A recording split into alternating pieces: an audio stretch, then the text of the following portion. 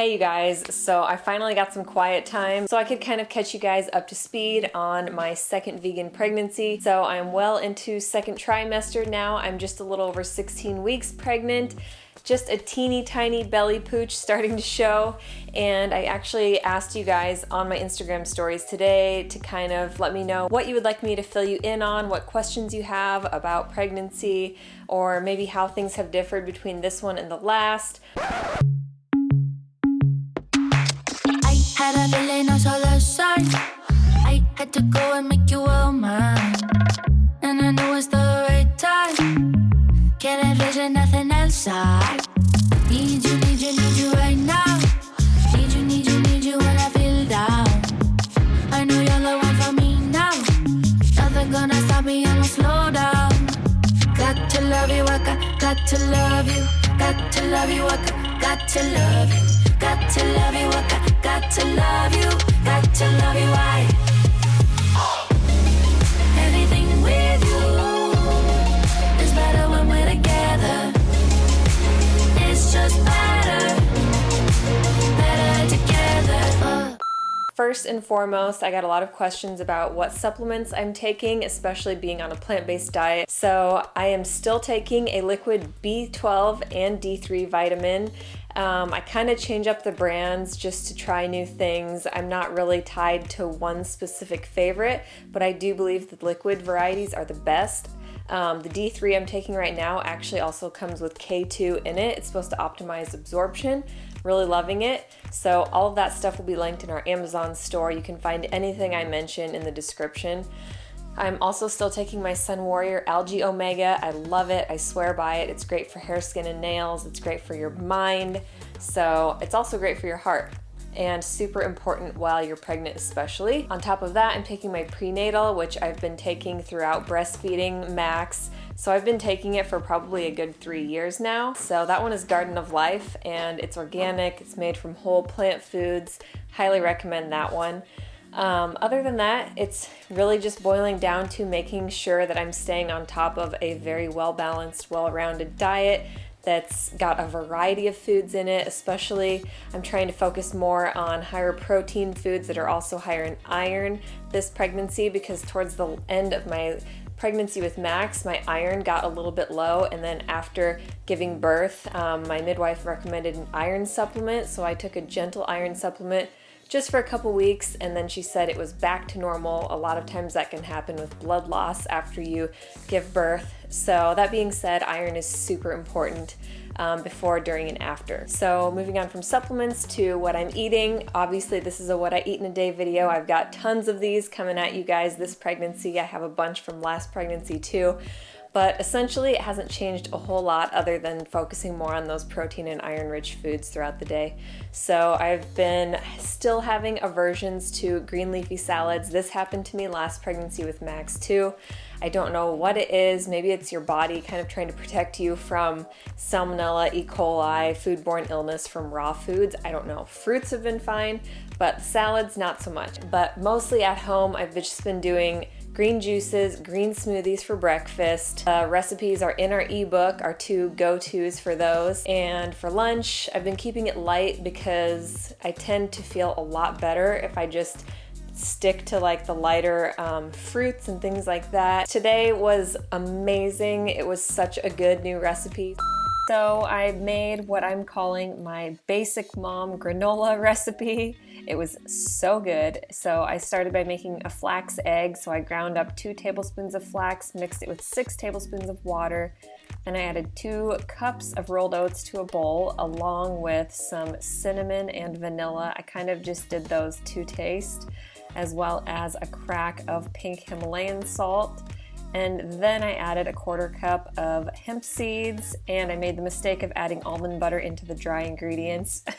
Luckily, I caught myself. So for the wet ingredients, I added my almond butter, just 1 tablespoon, since the other tablespoon was in with the dry ingredients, but 2 tablespoons total, in with a 1/2 cup of date paste. You could also use maple syrup. Otherwise, a 1/2 cup of date paste is about 5 to 7 pitted medjool dates blended with water. I popped everything in the oven and let it bake for about 45 minutes at 325 degrees Fahrenheit. Then my little making kind of a fruit cereal, I guess you could call it. Fruit. So it's super delicious, fresh and nutritious. Whatever fresh mixed berries, kiwi, banana, and the secret was Honeycrisp apple added in there. So we did all of that, added a splash of plant milk and my delicious basic mom granola to the top. So Max and I took a little bit of a play break after lunch, and then we went for a run. I'm still loving my cardio, so I went for about a 4.5-mile run with Max in the jogging stroller. And when we came home, I refueled by blending up 1 frozen ripe banana, 1 scoop of protein powder, and 1 scoop of greens powder in my Teamy portable blender. I have been absolutely obsessed and using this thing every which way. You just saw in my granola recipe that I ground up my flax in it. You can use it to grind up all kinds of nuts and seeds and take it with you on the go as well. So if I'm on the go, I'll add protein powder and greens powder, and I'll wait to add the liquid later, and I'll bring a banana with me. So then I can just drop the banana in, pour the liquid in, and blend it up. If I am just leaving a workout class, it comes in super handy. You guys can check them out and use EatMoveRest for 20% off. They've got lots of amazing products on their website, everything from skincare to teas to, I love their matcha. It's USDA organic, it's ceremonial grade. I haven't been doing too much caffeine right now in my pregnancy. A little bit doesn't hurt. It can be safe. I wouldn't recommend coffee, but a little bit of green tea or matcha is amazing. Other products they have that are awesome, they have greens powder and protein. Like I said, they've got skincare even. You guys can check them out and use EatMoveRest for 20% off. So you guys should definitely try that granola and the fruit cereal recipe that I made. It was amazing. I'll probably be doing that on repeat now. The granola is high in those healthy fats and iron and protein that I was talking about. So healthy fats are another thing that I've bumped up just a little bit. So not really focusing so heavily on like 80-10-10 as far as 80% carbs and then 10% protein, 10% fat. Instead, I'm trying to utilize a little bit more healthy fats in my diet. So I've been doing lots of almond butter with like bananas, Honeycrisp apples, hemp seeds on top of smoothie bowls, chia and flax always go in my smoothies, and avocado somehow at dinner time. So those have been my go-tos, and hummus as well. Dinner times have been mostly soups and stews, just because I feel like they're much easier for my body to digest, especially right now. So something that has happened both pregnancies is digestion kind of has slowed down a lot. So that can be super normal for 2 reasons. Number 1, because your hormones are out of whack. There's a lot more progesterone going through your body, which can cause a lot of that indigestion, even the nausea.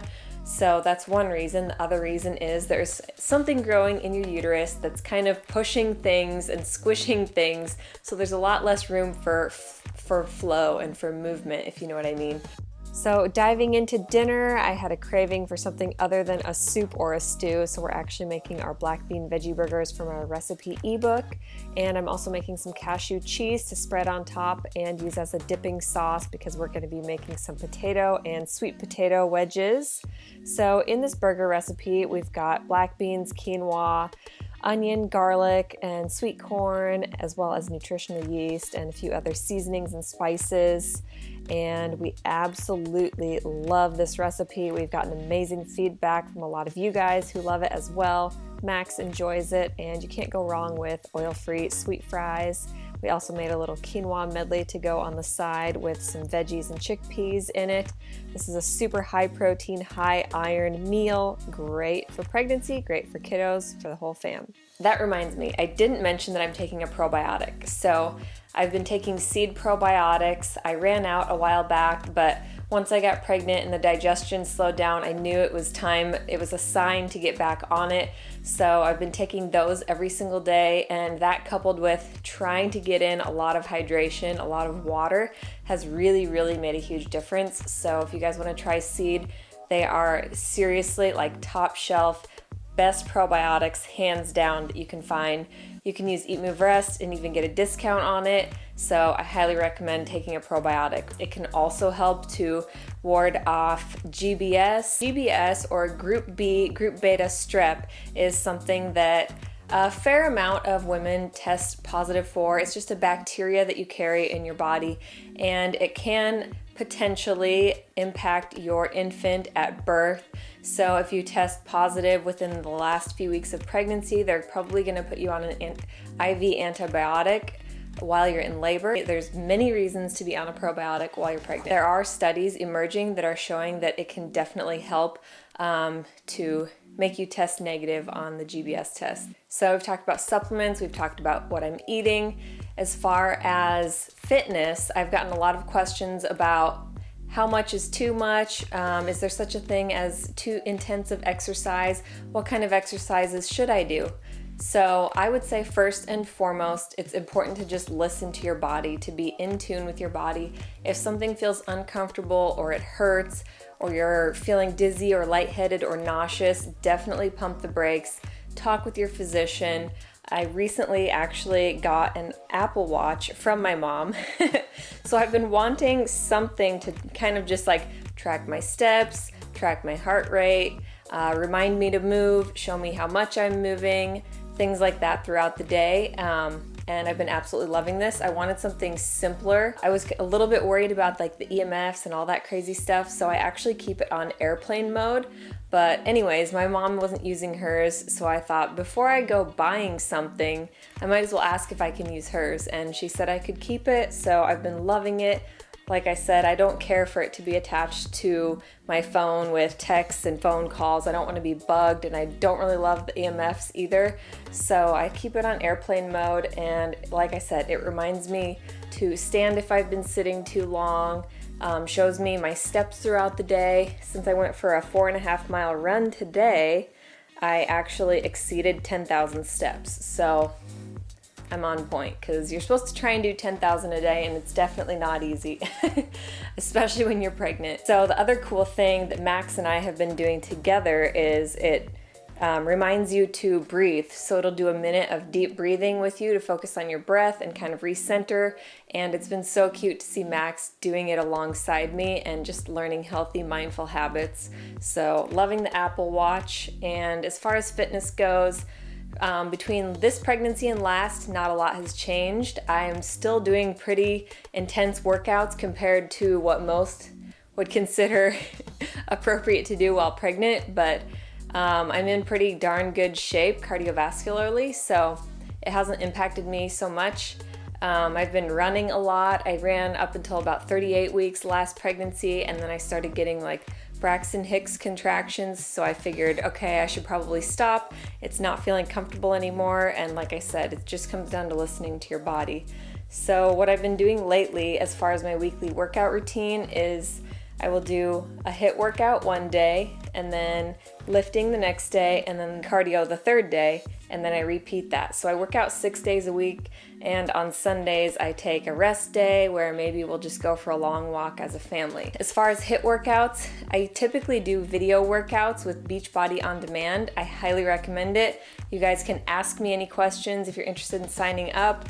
I seriously love it. If you're wanting something lower impact, if you are looking for prenatal and postpartum videos, Bar Blend is by far my favorite.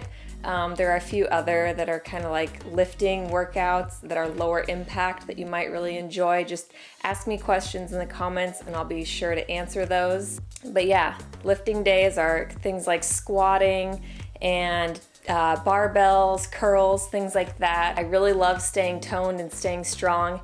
In fact, I just shot a video with my old prenatal and postpartum trainer. Her name is Stacy. She's here in town.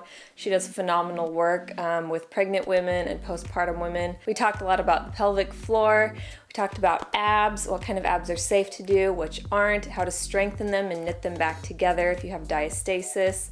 As well as squatting and strength training while pregnant. So I think you guys are really gonna like that video if you wanna know more about safe fitness while you're pregnant. So as far as how this pregnancy has differed from the last The biggest difference has been my mental shift and my perception of pregnancy. So last pregnancy, I just perceived everything that went wrong as me being broken and weak, and I couldn't wait to just have my body back. And this time around, I'm realizing I'm not weak, I'm actually at my strongest.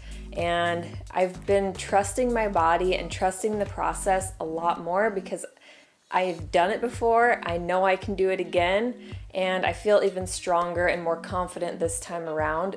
Pregnancy-wise, I am a little bit more nervous for the birth this time. Last time it was the opposite. So I'm a little bit more nervous just because I know how tough it is to birth a child when you do it unmedicated, all natural.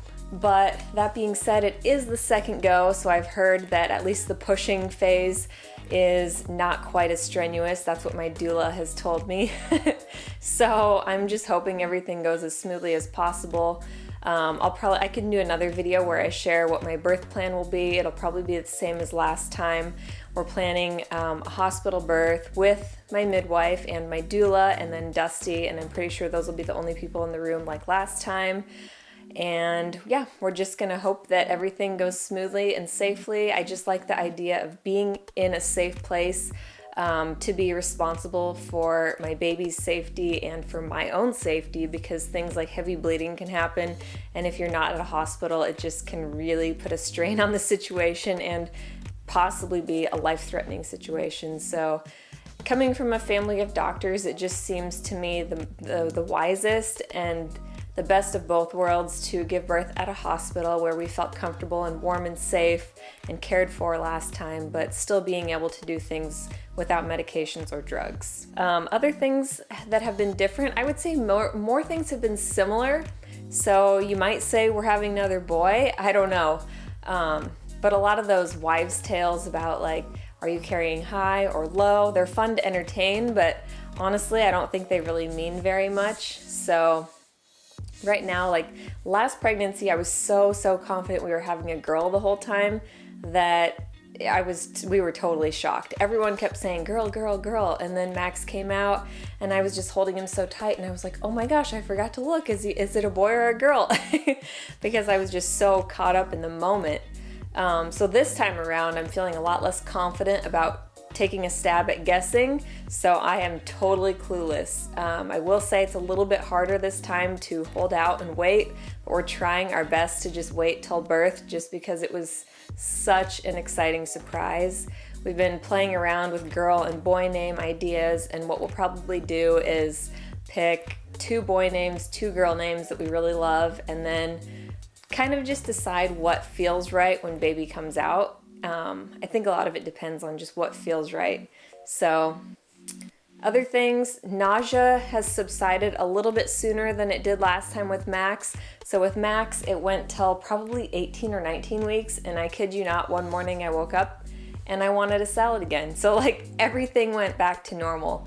This pregnancy, I feel like being at 16 weeks, I think things got better, honestly, right after first trimester ended around 13 weeks, which was a lot sooner.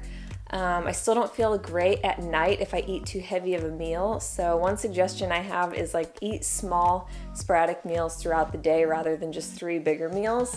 You'll feel a lot better and more stable and less nauseous.